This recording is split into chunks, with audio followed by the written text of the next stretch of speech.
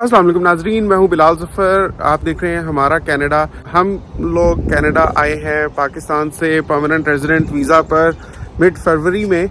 और यहाँ पर आने के बाद सबसे बड़ा चैलेंज ये था कि एक ऐसी अकोमोडेशन ढूंढी जाए जो हमारे हिसाब से ठीक भी हो और रीज़नेबल प्राइस में मिले।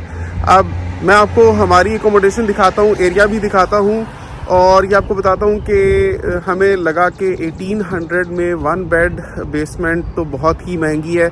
लेकिन फिर आप हमारा एरिया चेक करें और हमारी बेसमेंट चेक करें, उस हिसाब से आपको लगेगा कि इसकी प्राइस ठीक है। देखिए, अगर आप इस वक्त गूगल पर सर्च करेंगे तो हो सकता है कि आपको नज़र आ जाएं basements one bed as low as $1500 per month में। लेकिन एक तो ये होगा कि यूटिलिटी बिल्स इंक्लूडेड नहीं होंगे, इंटरनेट इंक्लूडेड नहीं होगा। दूसरा ये कि वो ऐसी जगहों पर लोकेटेड होंगी जो देखने में बहुत ज़बरदस्त इलाके नहीं लगते होंगे। और तीसरा ये कि वो बेसमेंट्स नई नई बनी होंगी। हमारी बेसमेंट की ख़ास बात यह है कि एक तो ये ऐसे इलाके में है जो काफ़ी पॉश किस्म का इलाका है। आप देखें यहाँ पर घर भी जितने बने हुए हैं ये सब न्यूली कंस्ट्रक्टेड होम्स हैं। इलाका बहुत ज़बरदस्त है। सबसे बड़ी बात यह है कि यहाँ पर हमें ज़ोहा की बस बिल्कुल घर के पास से ही पिक करने आती है और ड्रॉप करने आती है। इस हिसाब से भी बड़ा ज़बरदस्त है। वरना हम ऐसी फैमिलीज़ को भी जानते हैं रोज़ सुबह अपने बच्चों को गाड़ी में ड्रॉप करने आते हैं इस बस स्टॉप तक। हम तो अपने घर से निकलते हैं, 2 कदम चलते हैं और सामने बस आ जाती है। तो ये काफ़ी यहाँ पर सहूलत है। अच्छा, हमने ख़ुद बाज़ार जाना होता है तो 2 मिनट की वॉक है, लेकिन फिर भी बस स्टॉप पास ही है, इतना दूर नहीं है। इलाका किस कदर सरसब्ज़ व शादाब है वो तो आपके सामने ही है। बहुत खूबसूरत घर हैं, बिल्कुल नए बने हुए हैं। और हमारी जो बेसमेंट है उसमें एक तो सारे utility bills, gas, hydro, internet सब बीच में ही इंक्लूडेड है।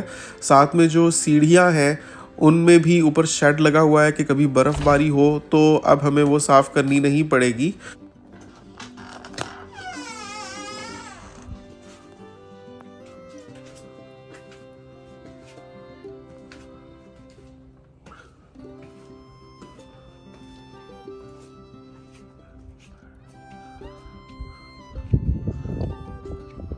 बस हम यहाँ पर नए आए हुए थे तो गाड़ी तो हमारे पास थी नहीं। शुरू में ग्रॉसरी करने में बहुत मुश्किल हुई, लेकिन अब जब से क्रेडिट कार्ड बना है तो ऑनलाइन शॉपिंग करते हैं तो डोर स्टेप पर आ जाती हैं चीज़ें, कोई मसला नहीं होता।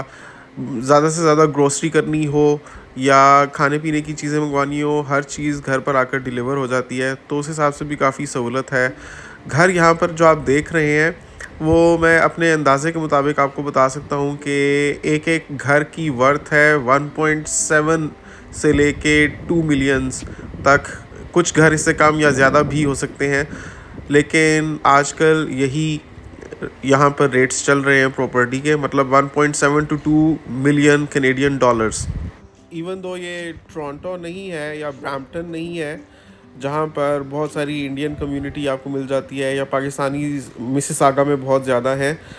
ये एक ऐसा शहर है जो भी डेवलप हो रहा है, लेकिन अब यहाँ पर भी देसी कम्युनिटी काफ़ी है। मतलब समझ ले कि हर एक घर छोड़कर एक घर या तो किसी इंडियन का है या किसी पाकिस्तानी का है। और यहाँ पर बहुत से मुस्लिम फैमिलीज़ भी हैं। बाहर रमज़ान में लोगों के घरों के आप आम तौर से देख सकते हैं रमज़ान की डेकोरेशंस लगी हुई होती हैं। लोग इजहार करते हैं कि वो मुसलमान हैं और ये उनका मुक़द्दस महीना है। मज़हबी आज़ादी है, इजहार राय की आज़ादी है सबको, तो लोग सेफ़ महसूस करते हैं और खुलकर अपनी खुशियों का इजहार करते हैं।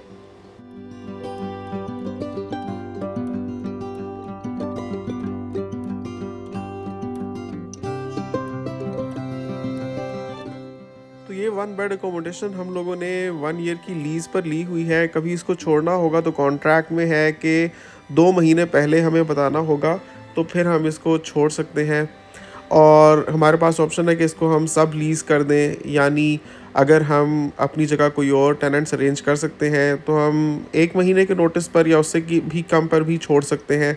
लेकिन वो डिपेंड करता है कि अगर हमें कोई इंटरेस्टेड टेनेंट्स यहाँ पर मिल जाते हैं रहने के लिए। वैसे क्योंकि अब मेरी work from home job start हो गई है और फ़िलहाल हम यहाँ पर अपने आप को एडजस्टेड फ़ील कर रहे हैं, तो ऐसा कुछ लगता है नहीं इरादा कि जल्दी जल्दी यहाँ से कोई शिफ्ट होने वाले, क्योंकि आगे जहाँ भी मूव होंगे हर जगह समझ ले आग लगी हुई है।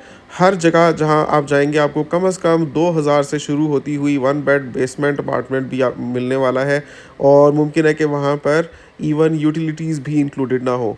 और साथ ही साथ जब भी आप एक जगह से दूसरी जगह शिफ्ट होते हैं तो रीलोकेशन कॉस्ट्स भी होती हैं, तो इतना इजी नहीं होता। अभी हमने शुरू में तो बेयर की, यानी जैसे यहाँ पर हर चीज़ शिफ्ट करवाना, इवन टीवी लगवाने के मैंने यहाँ पर $50 पे किए हैं, क्योंकि अब वो मेरे पास टूल्स नहीं है या मैं उसमें इतना स्किल्ड नहीं हूँ, फिर कोई गलत जगह पर कुछ ठोक दूँ तो प्रॉपर्टी डैमेज हो जाए, इसलिए बहुत सी चीज़ें देखनी पड़ती हैं, सप्लाईज़ एंड यूटेंसिल्स लगवाने पड़ते हैं शुरू में। तो अब जहाँ भी हम मूव होंगे, एक तो सारा सामान शिफ्ट करवाना, फिर सारी चीज़ें इस्टेब्लिश करवाना, तो वो सारी कॉस्ट्स भी होती हैं। लेकिन उसके बावजूद अगर कहीं पर सस्ता मिल जाए कोई, तो मूव करना वर्थ करता है, क्योंकि वो एक दफ़ा की कॉस्ट होगी जो मूव करनी होगी, लेकिन वो आपके माहाना जितना आप पे कर रहे हैं उसमें बचत हो जाएगी।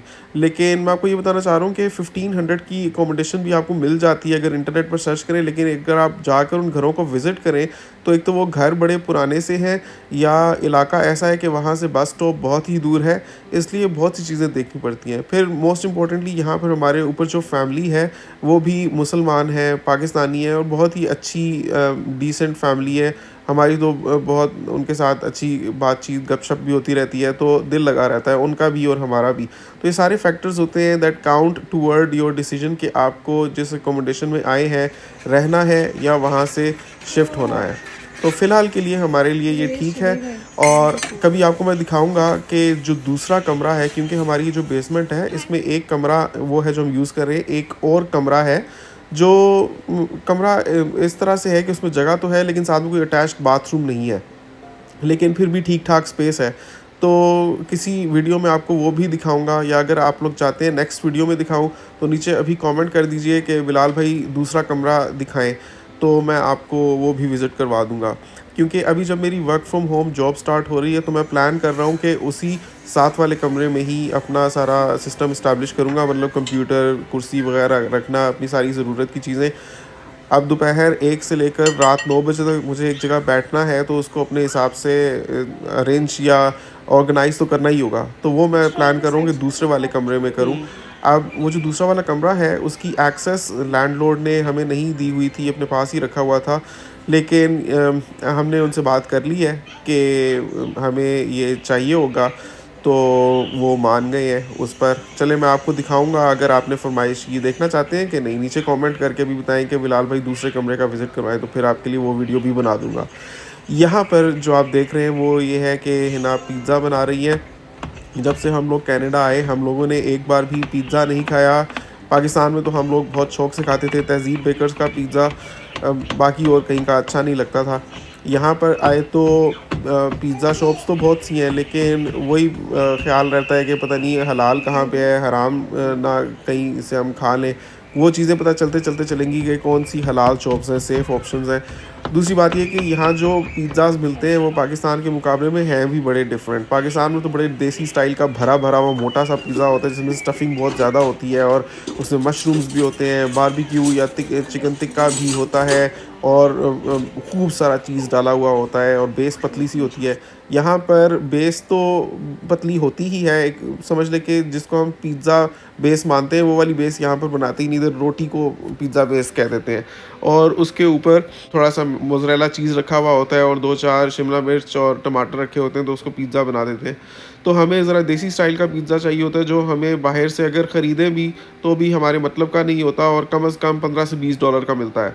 तो सोचा कि ख़ुद ही बनाएं, तो यीस्ट ला दिया था मैंने हिना को, बाकी सारी चीज़ें घर में पहले से मौजूद थी। तो आज आप देख रहे हैं कि अभी हिना ने ये गूंद कर रख दिया था, वो फूल गया यीस्ट की वजह से, और फिर उसको डो बनाकर अभी पैन में लगाया है, और इसके ऊपर अभी स्टफिंग रखते हैं, फिर आपको दिखाते हैं कि कैसा पिज़्ज़ा बना। पूरी वीडियो एंड तक देखें, बड़ा मज़े का बना था और देखेंगे तो आपको भी रेसिपी पूरी समझ आ जाएगी। बनाना भी मुश्किल नहीं होता, लेकिन यह है कि हर चीज़ पूरी हो आपके पास, स्टेप्स आपने सही सही फॉलो किए हुए हो, तभी मज़े का पिज़्ज़ा बनता है। फिर बनाकर हम लोगों ने एक तो खुद भी एंजॉय किया और हमने लैंडलॉर्ड के साथ भी शेयर किया, ऊपर वाले अंकल आंटी के साथ, उनको भी बहुत मज़ा आया। बल्कि उन्होंने 2 दिन खाया। उन्होंने बाद में मेरे साथ शेयर किया था कि आधा उन्होंने आज के इफ्तार में खाया और आधा उन्होंने रख दिया था कि कल खाएंगे। तो उनको भी मज़ा आया। अच्छा लगता है जिन्होंने रोज़ा रखा हुआ होता है उसको आप इफ्तार करवाएं तो बहुत खुशी होती है, और ख़ास तौर पर उसको मज़ा आ जाए उसका, तो फिर तो और भी ज़्यादा खुशी होती है। तो देखें अभी यहाँ पर पिज़्ज़ा बेस तैयार हो गई है। उसमें है ना फोर्क या कांटे की मदद से छेद कर रही है ताकि जब ये पकने लगेगा तो बबल्स ना बन जाए, क्योंकि अगर आप ये काम नहीं करेंगे तो नीचे से हीट जब लगती है पैन से डो को तो डो में बबल्स बन जाते हैं और वो फूल सा जाता है।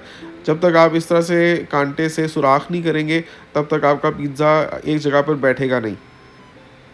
तो यहाँ पर सुराख हो चुके हैं और अब इसके ऊपर सबसे पहले हम पिज़्ज़ा सॉस लगा रहे हैं। पिज़्ज़ा सॉस आप घर पर भी बना सकते हैं, खैर यहाँ पर है ना रेडीमेड यूज़ कर रही हैं क्योंकि प्राइस ऑलमोस्ट सेम ही पड़ती है। घर पर भी आप बनाएं तो टमाटर लेकर आना और उसमें सारे स्पाइसेस जो हैं उनकी जो कॉस्ट है that is equal to getting the readymade pizza sauce. Anyway अगर घर में आपने बनाना हो तो वही बात है, टमाटो पेस्ट में आप अपने हिसाब की नमक मिर्चें वगैरह डाल लें, चाहें तो ऑरिगनो और थाइम लीव्स वगैरह भी डाल लें तो ज़रा और इटालियन टाइप टेस्ट बन जाता है। तो यहाँ पर पिज़्ज़ा डो के ऊपर पिज़्ज़ा सॉस लगा दिया, अब इस पर टॉपिंग लगाकर इसको ओवन में रखते हैं और फिर आपको डिश आउट करके दिखाते हैं। Stay tuned.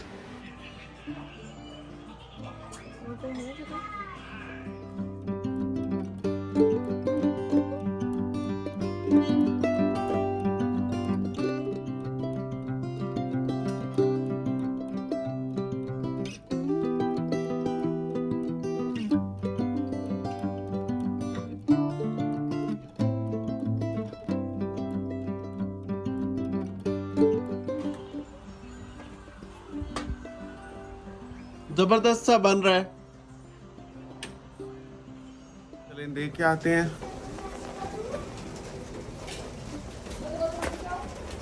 बाहर तो बारिश हो रही है, फिर ऐसे करता हूँ अंदर से ही दे देता हूँ।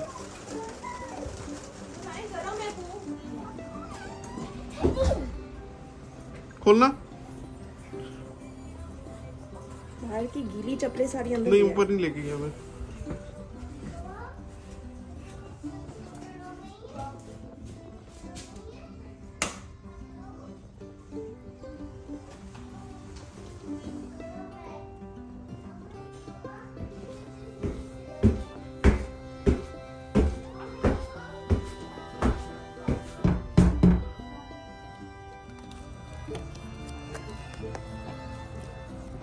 नहीं करो पापा मुझे भी करने दो।